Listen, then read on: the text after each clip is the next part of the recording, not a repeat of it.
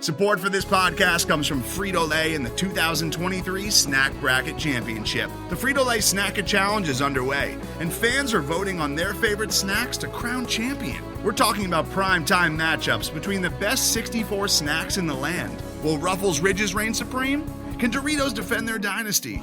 Or will Smart Food use their smarts for a surprise upset? Only you can decide. Get in on all the action for a chance to win up to $1,000 or a year's worth of snacks.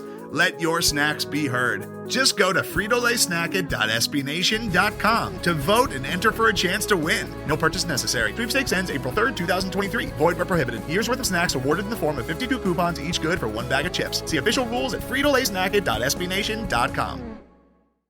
The Black and Gold Banneret podcast is brought to you by the Sam Unger Real Estate Team, powered by eXp Realty, proudly serving Orange, Seminole, and Lake counties. Call 407-790-9957 or visit samsellsorlando.net. What's happening tonight, fans? Welcome to the Black and Gold Banneret podcast, another emergency edition. We're recording this on Tuesday night, December the 5th, and UCF has a new head football coach. I'm Jeff Sharon, along with Eric Lopez and Brian Murphy. We got a full house here for this emergency pod that we wanted to get up, and let's just dive right in with the news. Josh Heupel is your new head coach at UCF. He comes over from the offensive coordinator position at Mizzou. You may know him as a former Oklahoma Sooner, where he was the starting quarterback for Bob Stoops' national championship-winning Oklahoma Sooners team back in 2000. We're going to have the details on that in just a little bit. But first, let's just get some business out of the way. Don't forget to follow us at blackandgoldbanneret.com, where we've got some content for you about Josh Heupel up there already. We have, don't forget also to follow us on Twitter at UCF_Banneret. I'm on Twitter at Jeff_Sharon. Eric is at Eric Lopez Elo. Brian is at Spokes_Murphy. And we're also on Facebook, facebook.com/blackandgoldbanneret, and you can subscribe to the podcast on iTunes, Google Play, SoundCloud, Stitcher, and TuneIn. All right, got all that out of the way. Guys, let's dive in. Josh Heupel's the new head coach. He was announced earlier, about 11:15 this morning. And once again, Danny White does the impossible, manages to keep this thing under wraps the entire time. Even I was thinking right up until the last second that it was going to be Troy Walters announced as the getting promoted from offensive coordinator. But no, it's Josh Heupel. And then comes word right after that Heupel has agreed to bring on Randy Shannon as his defensive coordinator.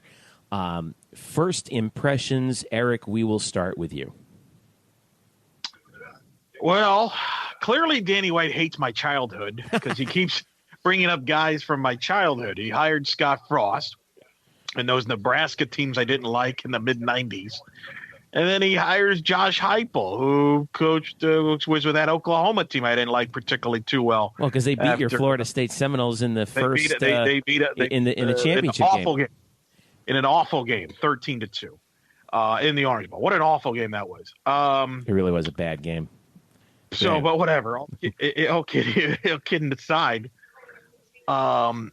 it's surreal because I was actually at Josh Heupel's last game as an Oklahoma offensive coordinator, which took place here in the Russell Athletic Bowl when they got destroyed by Clemson. Mm-hmm. Which and they made some moves, and we'll get into that. Honestly, I hadn't even thought about Josh Heupel until today. Since then. Obviously, he did a nice job at Missouri. Interesting choice. Interesting, too, with Randy Shannon as part of the deal, who is now, if I'm not mistaken, I think he's three-fifths of the way of being coached at every school in the state, Big Five, right? I mean, coached in Miami, Florida, now UCF. He's got FSU and USF to go before his career is done. But interesting. It was just an interesting choice. I'm not surprised that he does a good job. I mean, he does a good job of keeping that under wraps, clearly. I feel a little sad for Troy Walters. I was like you, Jeff. I think once Kevin Sumlin thing didn't pan out, according to reports, I thought Walters had a really a shot. I like Troy a lot. And so I would have been fine with that. And that's going to be the interesting question that jumped up to me. What is it, and I'll ask both of you this, what is it about Josh Heupel that makes him a better candidate than Troy Walters? I think is the first question that pops in my head. That's number one. And then number two, obviously, what happens to Troy Walters moving forward? But interesting move. Obviously, Heupel now did a great job at Missouri, and he did a pretty good job at Oklahoma. And I could argue that he kind of got scapegoated a little bit at the end there at Oklahoma because things weren't kind of clicking on all cylinders. I agree with that. By Bob Stoops. But look, I mean, this is not it's an interesting name. I think Danny White has clearly earned the benefit of the doubt based on all of his hires, and I feel like that's kind of where the majority of the national media has kind of agreed with it. I think CBS Sports is the only one that's criticized the hire, but it's an interesting hire. I'm kind of in a wait and see approach, to be honest, because I'll give Danny White the benefit of the doubt, but it did catch me off guard. I'll point this out, and then we'll go to Murph. Walters. My initial impression of Heupel, I thought it would. The more I thought about it, the more it grew on me, and the better a hire I thought it was. I think his leg up on Troy was additional coaching experience. Troy started his coaching career in 2009 at Indiana State. He's only been an offensive coordinator twice, including his stint here at UCF, whereas Josh Heupel was the quarterback's coach at Oklahoma for 4 years. Co-offensive coordinator at Oklahoma for another 3, was the assistant head coach, offensive coordinator, and quarterback coach at Utah State for a year before he went to Mizzou, where he was offensive coordinator and quarterbacks. He just has that much more experience than Troy Walters does. Walters was speculated to be in the running for the Rice job, and before the Heupel news came down from UCF, Rice announced their hire, and it was not Troy. And that kind of was like a hint to, I think, a lot of us at that time that, oh, wow, that maybe it really is Troy Walters. And then they come out with the Josh Heupel news, coupled with Randy Shannon. Murph, I'll turn it over to you. You were there for the press conference today. We saw everything unfold on Twitter. Great troll job all the way around by everyone in that room at UCF as the announcement was coming down. Your thoughts on Josh Heupel? I think it makes a lot of sense. I think it comes from the category of if it ain't broke, don't fix it. It's basically you're taking a young offense that's got a bunch of freshmen and sophomores turning into sophomores and juniors who run a spread offense and replacing their spread offensive coach with a spread offensive coach, a high-scoring, up-tempo guy who runs a lot of the same stuff. And so, I mean, he'll use it to fit the personnel, but it's basically a lot of the same. So I think it's safe. I'm not going to be like, this is going to be national championship right away. I thought it was interesting today that Josh Heupel said he wants to take this program to higher heights, which is true. But after you're 12-0, there aren't many other higher heights other than getting in that CFP, which we know is a different issue altogether.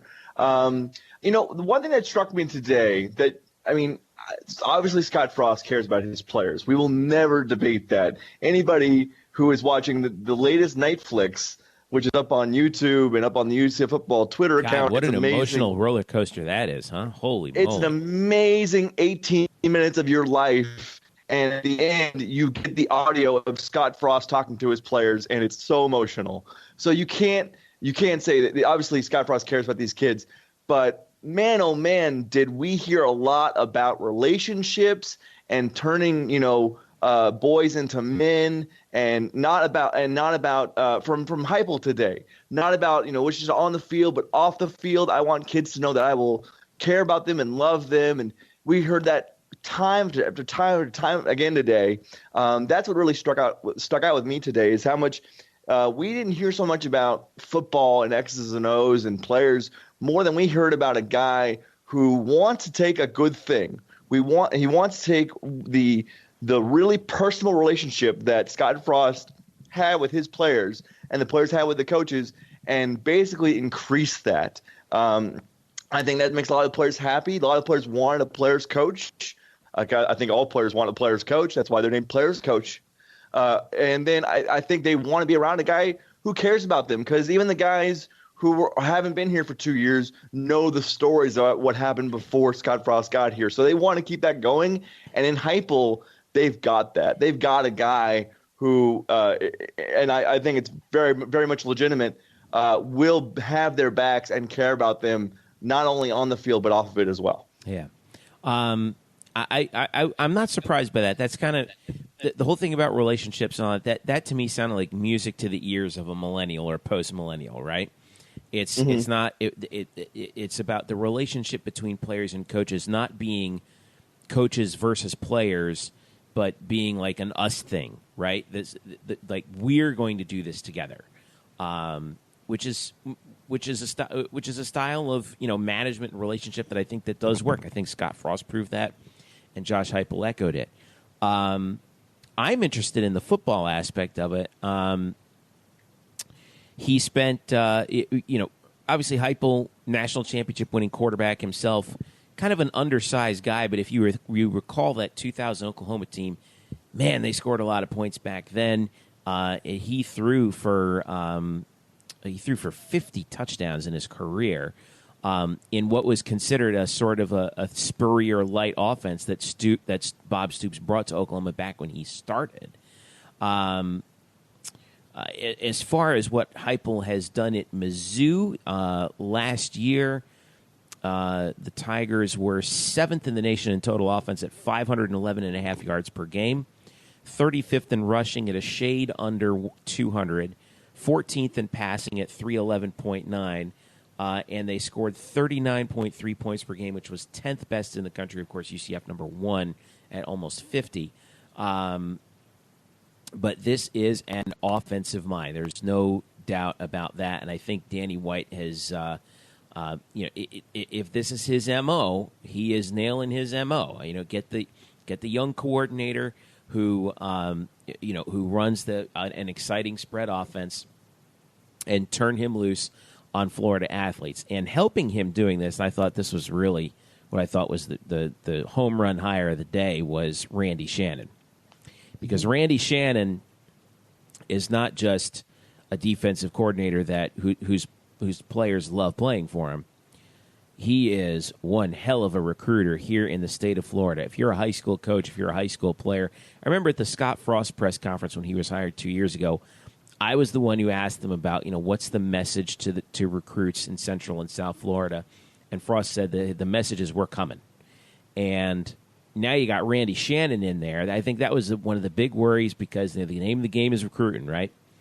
And in comes Randy Shannon saying, okay, I'm going to get Josh Heupel the weapons that he needs on offense. I'm going to get myself the weapons that I need on defense, and we're going to try and dominate. And to go into those homes down south and around here in Central Florida, where Randy Shannon has been multiple times at Miami and at Florida, that's a huge, huge coup for UCF.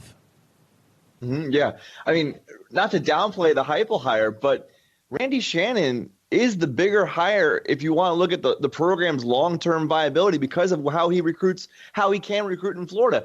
Everybody in Florida knows him. Like Eric said, he's got connections all over the state, up and down. Mm-hmm. It's still the most fertile recruiting ground in America. And everybody knows Randy Shannon. I really thought that, it really can't be overlooked. Like, yes, Josh Heupel's the new head coach, and that's nice. And you're going to see a lot of the same exciting play on offense.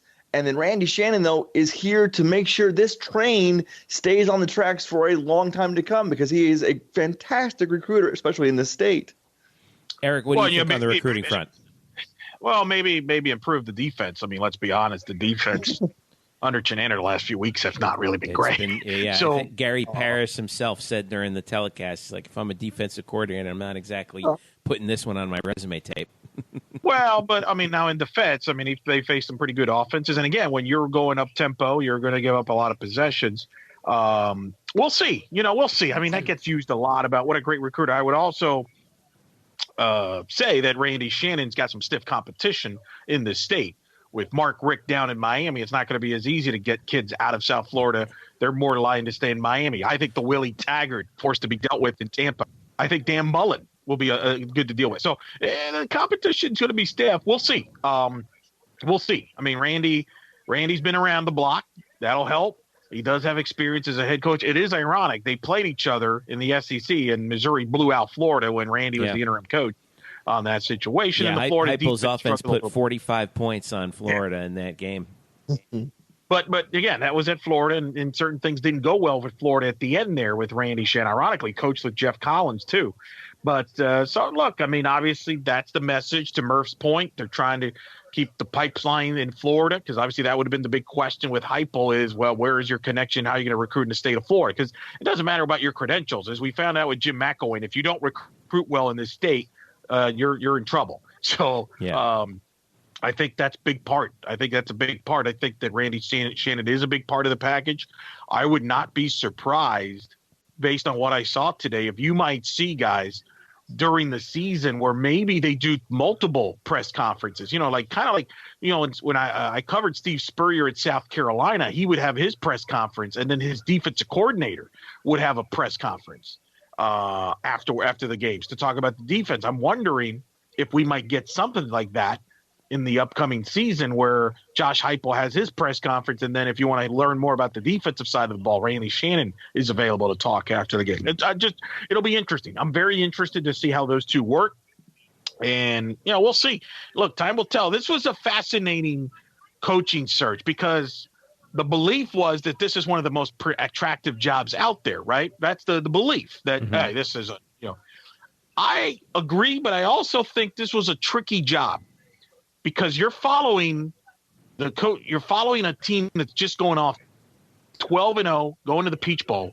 And I know I'm going to get some controversy for this. I think you're following a guy that's probably right now the best coach in the history of the program. So, that's not an easy shoe to follow. As we saw with Charlie Strong and we had Colin Sherwin on, he followed Willie Taggart and they went 9-2, and yet it's considered a disappointment. Here, you could go 10-2 next year, and some people are going to be disappointed, fairly or not. So it's not as easy of a job, I think, as some people thought. So it's an interesting search from that standpoint. I told someone it's actually when Scott Frost was very smart taking this job at 0-12 because there was nowhere to go but up. It's true. Am I right? I mean, yeah. Well, he went from. In 2 years, he went from 0-12 to basically 500 to undefeated. Correct. So now the challenge for the current regime is maintaining that level. Yeah. And that means winning conference championships. So there's a little extra pressure on that. Not to say now, look, on the counter side, you got a great roster you're going to get to work with, so coaches can deal with it. But I think this was a young roster. But I think it's a trickier. It was a trickier job. I think some people thought some other names were going to come up for this job, and I don't think that's the case because it's a tricky job because you could go 10-2 and people consider you a disappointment. So, Josh obviously and Murph brought it up. Very similar pedigree to Scott Frost. Very similar. Yep. Eerily similar. Right? Or some former little Big 12 national championship winning quarterback who had a limited professional career. So if we've learned it. Yeah, go ahead. We've learned anything here. The next time we have a coaching search, let's just ignore all the names that are being brought up and just find the next Big 12 national champion quarterback, right? Is that what we got to do next time? Right. Right, we're going to start looking through the annals. Maybe Chase Daniel will be like the next. Oh, well, someone said today because Frost was the '97 national champion, and Heupel played for the 2000 Oklahoma Sooners. So someone said, "I'm waiting for 2003 national champion Matt Leinart to be the next head coach at UCF if this keeps up." Oh, God help us! There you go. There you go. Let me breaking news. Right. I thought you were going to say Vince Young. 2005, if you're going to go Big 12. Yeah, if we're going to go Big 12, Vince Young, oh boy. By the way, Heupel's contract, I wanted to hit this real quick. Guaranteed salary annually of $1.7 million. That's what Scott Frost got. Let's see here. Incentive compensation up to $250,000. Salary pool for 9 full-time assistants of $2.5 million. That's a big one. Randy Shannon talked about that, I think, afterwards, where I think he said UCF was the first place in Florida to have an indoor practice facility. First place in Florida to pay assistants, I think, $200,000, which that gets around. The Black and Gold Banneret podcast is brought to you by the Sam Unger Real Estate Team. Sam and his team proudly serve Orange, Seminole, and Lake counties, specializing in buying, selling, and new construction. Powered by eXp Realty. Sam is a proud UCF graduate, class of 2006, and fans, he's such a dedicated Knight fan that right now, if you work with him as your realtor, he will donate a portion of his commission to the UCF Football Excellence Fund in your name. The real estate market here in Central Florida has been on the move for some time now, so if you're ready to buy a new home or sell your current home, Sam's got you covered so you can find the right home at the right price in the right location. So give Sam a call right now at 407-790-9957. Again, that's 407-790-9957. Or visit him on the web at samsellsorlando.net. Again, that's samsellsorlando.net. You can also reach Sam on Facebook at facebook.com/samsellsorlando. Get in touch with the Sam Unger Real Estate Team today and make finding your dream home a reality. Hello, Night Nation. I'm Andrew Fegley. And I'm Trey Strelko. Where are we? This isn't our usual spot. It looks like we've landed in the Black and Gold Banneret podcast. Oh, yeah. I've heard of those guys. You know, Nightline has UCF sports covered. Week in and week out, we bring you interviews with newsmakers and in-depth analysis of UCF sports. Subscribe to our weekly podcast on iTunes, SoundCloud, Stitcher, or wherever you get your podcasts. Be sure to subscribe to Nightline on YouTube, like us on Facebook, and follow us on Twitter at UCF_Nightline. Trace, can we go back to the 1148 studios now and start working on our next all-new Nightline? How do we get out of here? Go Knights! Charge on. Now back to you guys in the Black and Gold Banneret podcast. This was the big one. Notice of termination received on or before the final football game, including the bowl game in the 2020 season. $10 million. Mm-hmm. So if someone tries to snatch Josh Heupel out of here before the bowl game that concludes the 2020 season, they're going to have to write UCF a $10 million check. That is a big development in terms of the contract, and that is, in my opinion, Danny White saying, "All right, we're not going to be somebody's stepping stone really like this anymore. This is." We're going to get our money's worth out of Josh Heupel one way or the other, and we're not going to get burned after 2 years once someone else comes a-calling. What do you guys think on that? Absolutely. I mean, Danny said in the press conference, he talked about not wanting to make an emotional decision when it came to the head coach. You want to make an intellectual decision and also a long-term decision. And he used those words. Hopefully, it's a long-term decision.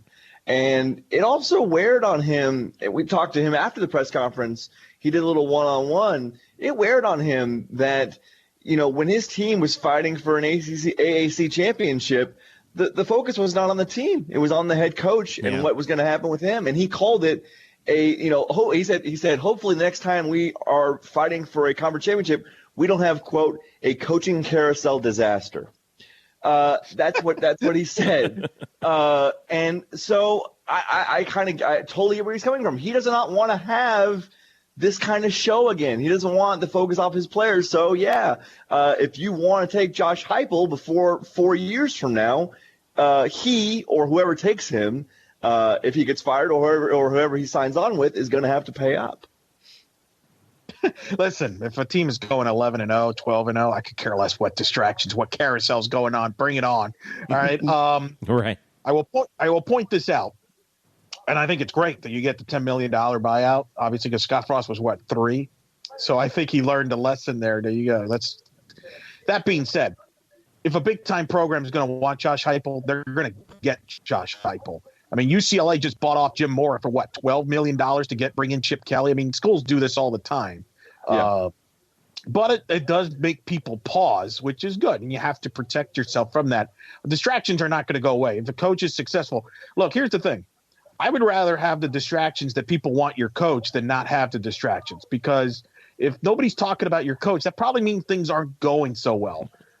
Fair point. If they're talking about your coach, it means you're winning.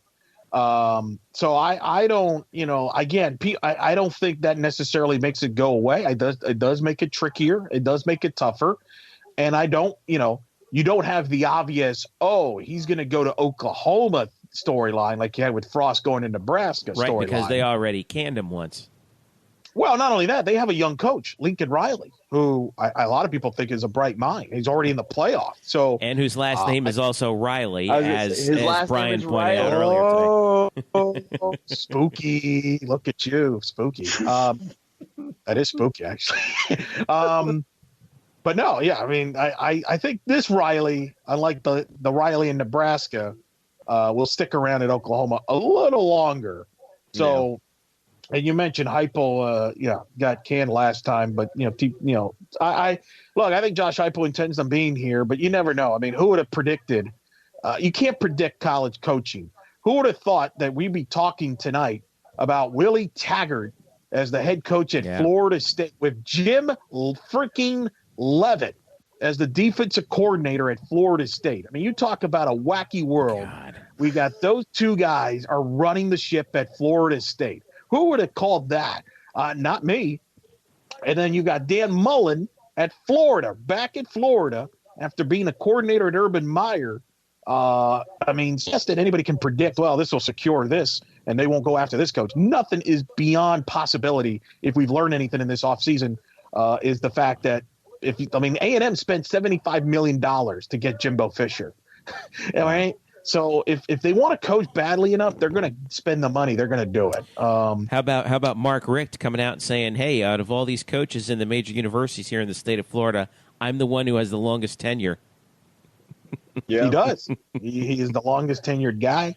Good for him. He better be careful because I think some of his coaches could get plucked away, a.k.a. Ron Dugans, but whatever. Going to Florida State. Don't be surprised if that happens. But, you're right. Mark Richt's the longest tenured guy there. Look, it's fascinating. I don't know what to say. It's really wild that we're even having this conversation, fresh off, a conference championship, three or whatever since Saturday. Yeah. It's just been kind of surreal, the tempo in this. And that's because of the early signing period, which I think was a mistake. I think the sport needs to look at that and maybe consider getting rid of that, because clearly moves are being made quickly because of the early signing period. We as we've learned more about Scott Frost, and it turns out he probably had a deal, and spoke, I guess, with Bill Moos in Temple, which some people have a problem with. I don't. I know that some people have a problem with that, but this is how it works in the industry now. Right. Because people are trying to get ahead. And from Bill Moos's perspective, nowadays that comes out now, right? Like years ago, that wouldn't have come out. That's a fantastic point you just made there, Jeff. See, the difference now is that we're finding out about this stuff, whereas 10, 20 years ago, we had no idea that this was even going on. That's a fantastic point that I think has been lost on some people, is that this stuff comes out more because more people talk and all that stuff. But and that guy, Lars Anderson, turned out to be right. Correct, as was Chris Fowler. Yep. And so, I mean, and people may have a problem with it, but that's social media now. You can talk about it. And that's the platform that wasn't there 10, 20 years ago. Some people may not like it. Maybe some people think it's immoral, whatever. My counter to that is, what about the people? Do they have the problem about the kids when the coaches get fired that brought them in? It goes a two-way street. So everything's worked out for everybody. I think Scott Frost is where he wants to be in Nebraska, which wasn't an easy decision, but it was a decision he made. And he did a heck of a job. And now you got Josh Heupel in the mix. And I think the question is he the best guy here, right? I mean, we heard, you heard Kevin Sumlin, right? What were some of the names that were been floated there? Candle, the coach, Jason Candle of Toledo. Tony Elliott of Clemson. Right. I mean, by the way, Tony Elliott won the Broyles Award tonight, in which Troy Walters was also a finalist for. Right. Wow. Yeah. So, but yeah, I mean, I look at this, and we're going to be wrapping up here in just a second, but I think that the way that Danny White has handled this does send a signal to everybody out there that UCF is for real, and we're not interested in kind of getting pushed around anymore. Really, I mean, we've already had our stint as a stepping stone program, and now he doesn't want that to happen very much anymore. That's the thing. He believes, correct, guys. He believes this is not a stepping stone job. That someone here will be here for a long time. That's what he's going to fight. He's going to fight and say, no, this is not a stepping stone job. This is not a job you're just going to take here and then go to the next job. And he's also not going to hire somebody who's still going to look at it as a stepping stone job. I think that was the reason why Sumlin didn't get it, was because he was kind of hemming and hawing a little bit, a la what Greg Schiano reportedly was doing. And he said, look, if you're going to, when Frost was hired, and Danny White said, look, if you're going to, if you need to sit back and think about it with this place, I'm sorry, I'm moving on. You either want this job or you don't. And if you don't, I'm going to move on to the next guy. And that's how Scott Frost got the job. And I think that's how Josh Heupel got the job over Kevin Sumlin. Might be true. And I mean, we'll see if Sumlin ends up at Oregon, which now is open. Yeah, isn't that interesting now, all of a sudden? Isn't it? Which I do think may have played a role in this. I think Sumlin saw the fact that he might have a shot at the Oregon job, so he might have wanted to wait. And you're right. I think Danny White's like, I'm not going to wait. I'm not going to let you play like that and play me off of Oregon. Moving on. Here we go. Correct. The big thing is, I'm curious to see how Heupel fills out his staff, because I think you would agree, Scott Frost, one of the things that made him successful is he built the staff that really was successful. And I'll be very interested to see the staff that Josh Heupel built, and more specifically, will Sean Beckton be a part of it, and will Troy Walters be a part of it? I think those are questions that is uncertain right now. I don't know if you guys have a hunch there. Murph, you were there. Did you get any sense on that? Was that even addressed? Not really. And we talked to, this is more about Frost. Danny didn't say even how the bowl game was going to go still, but it wasn't really addressed. If I had to guess, I would say that Beckton, if I had to bet which one of the two stay, I would say Beckton's probably a better bet to stay. But I really don't know. And obviously I hope both stay. But I certainly don't know. And I wouldn't be mad at Coach Walters if he left here. I mean, he'd be back in the same job, and I don't know if he wants that. Right, under a different guy. Supposedly there's an offer for him to go to Nebraska, but not as the offensive coordinator, to do something else. I don't know exactly what, but interesting that Travis Fisher, UCF alumnus, and who came up under the O'Leary administration, is followed Frost to Nebraska. That was one of the things that I thought that was really helped Scott Frost in the recruiting game, especially his first year, was he retained Travis Fisher. He retained Sean Beckton. He retained Kevin Smith at the time, also a former UCF player, obviously, who kind of, I think, kind of showed him his way around the state and said, these are the kinds of kids who we need to bring to UCF. Fisher's gone, obviously. Kevin left to join Lane Kiffin's staff down at FAU last year. So that leaves Sean Beckton there. So, I'm going to be interested to see how the next couple weeks fill out. Supposedly there has been some positive response from the recruits. Shocker. Yeah. See, Murph? Yeah, Murph is trying last episode, Murph's like, oh, these players are leaving for Nebraska. They're gone. I'm like, settle down. Right. Let's see what the next. Wait. Did I say that? Play the tape back. I want to know if I actually said this. I don't have the tape. You were speculating about Mackenzie Milton, about worried about whether I was not. I was not saying that Mackenzie Milton. See, this is how these bad things start. I was not saying Mackenzie Milton was going to transfer. That Ozan was going to transfer. I was saying it's interesting that these kids like Frost. They came into the offense. I wasn't saying, Mackenzie Milton's out of here. I'm just saying I wanted to see which kids might transfer. Maybe none of them will. Maybe some of them will. But probably not the main guys because they brought in basically Frost 2.0 today. But yes, as far as the recruits go, look, and Coach Heupel said it in the press conference. His recruiting process starts as soon as the press conference is over, and his job now is to sort of get these guys to understand what he's all about. They signed on with a different coach, so they need to understand where he's coming from, what he's about. And if you look, you follow guys on Twitter, you can see that the recruits out there are pretty positive to what they've heard from Coach Heupel already. So that's a good thing. Yeah. So yeah, I mean, that's the thing. I laughed at a lot of people that are flipping out like, oh, my God, Scott Frost, he's going to take all the recruits to Nebraska. I mean, this stuff usually evens itself out. I mean, first of all. Plus, if you're worried about kids flipping and going to, like Florida kids, for example, flipping and going to Nebraska to follow the coach, right. I got news for you. You didn't want them around here anyway. Because it's just common, though. If they, first of all, because they need to, you recruit the kids and say, look, you need to stay at the school. I think I saw the number. I want to make this point real quick, Eric. I think 41 now out of 130 Division I institutions, Division I FBS institutions, the head coach has been there long enough to see his first recruiting class all the way through. So only 1/3 of all of FBS have had coaches there long enough to see their entire first recruiting class through. Think about that. That's pretty wild, actually.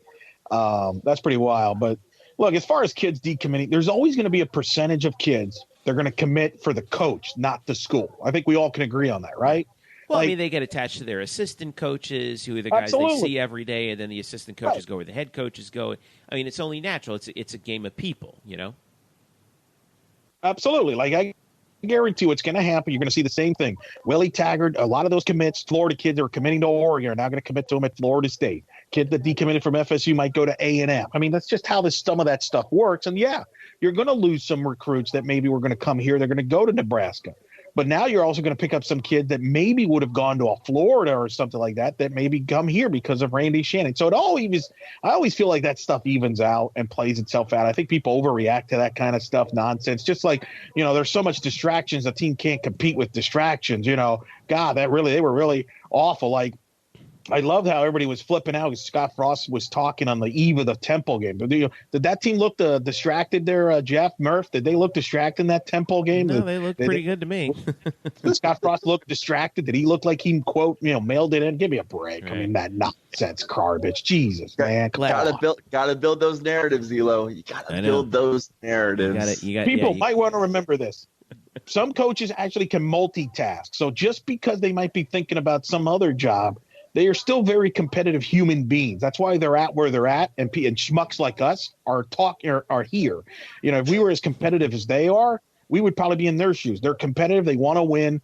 I'm just for people to question the coaching staffs leading into the game is ridiculous. Everybody wants to win a championship, and I'm glad you brought it up, Murph.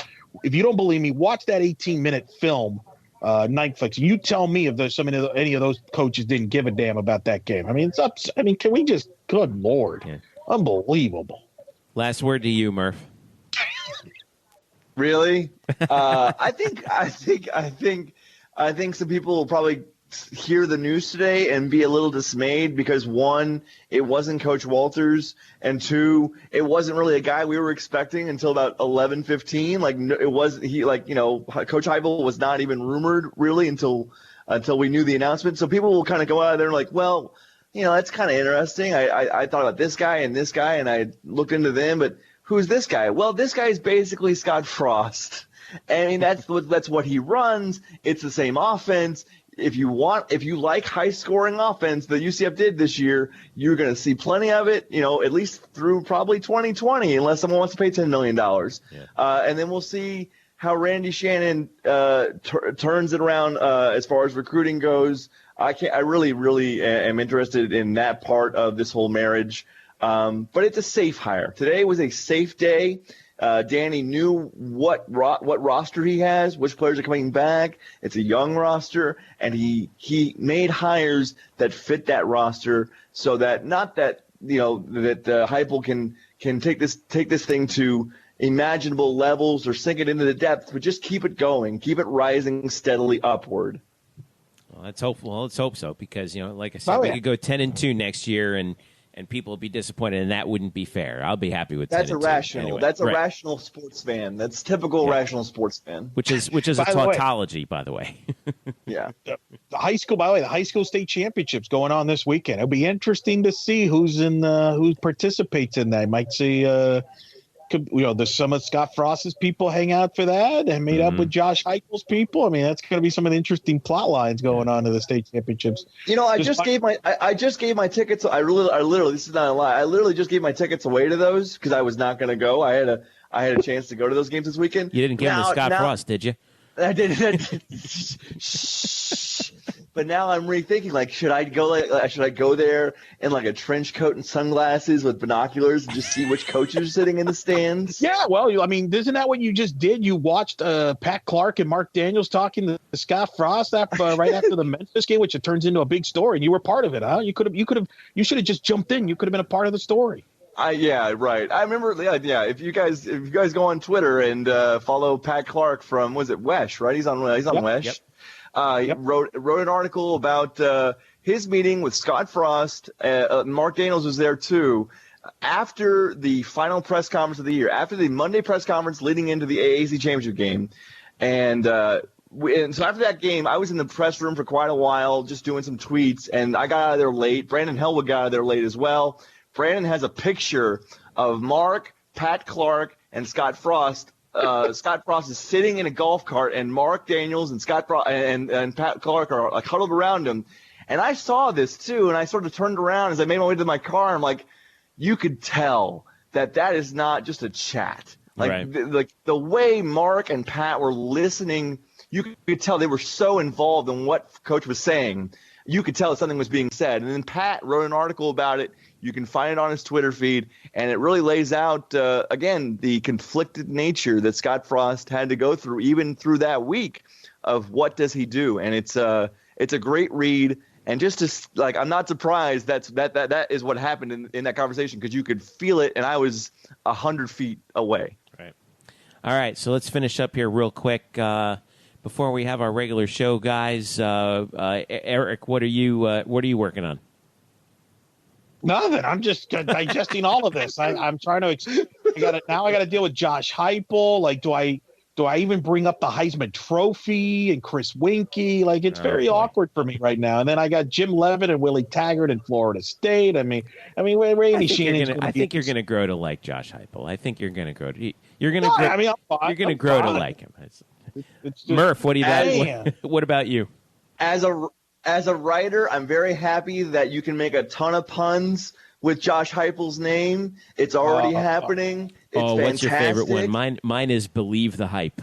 Yeah, I mean, that's the one. I mean, the hype is real is now like the official UCF football one. I put in Get Hyped in there this morning.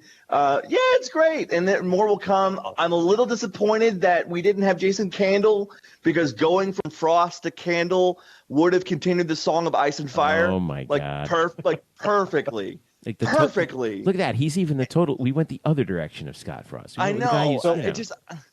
I want it. Anyway, I'm currently writing a thing about what I saw and heard today at the press conference. That'll be up tomorrow sometime. And then while I was, this whole thing was coming out, I was also writing a story, well, not really a story, kind of an opinion piece about which game was better, the USF game, the War on I-4, or the AAC championship game against Memphis. I'm going to sort of do a tail the tape article on those two games and basically kind of come out with which game I thought was better. Better being a completely subjective term. Ooh. I'm not even sure how I'm going to judge it. I really don't even know until I start flushing this thing out which way I'm leaning. But that'll be up later in the week. All right, we'll be looking forward to that. We'll be. I actually.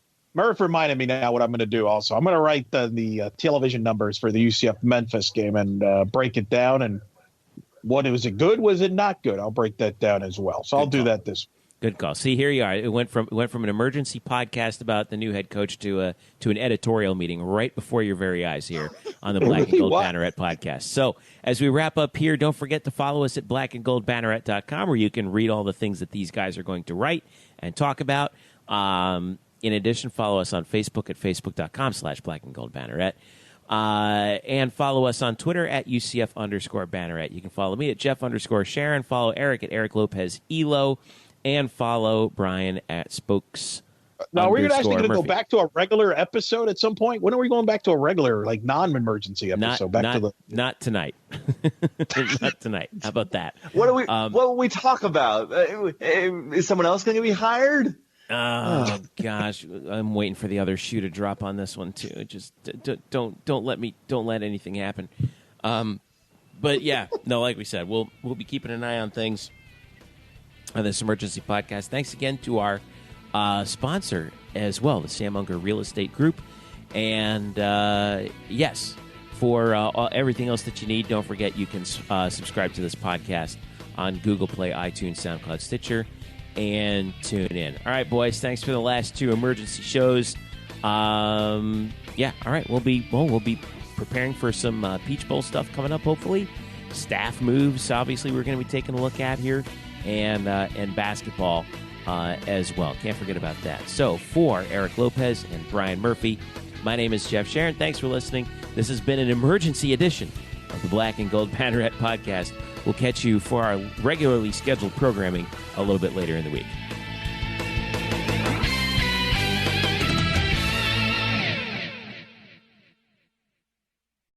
Today's episode is brought to you by Cars.com. With over 2 million vehicles and 50,000 more added every day, Cars.com will match you with the perfect car for you, your budget, your life, your style. And if you're ready to say goodbye to your current car, Cars.com will get you an instant offer to cash it in. Just start by entering your license plate and get matched with a local dealer who will write you the check. So whether you're looking to buy or sell, just go to Cars.com. It's magical.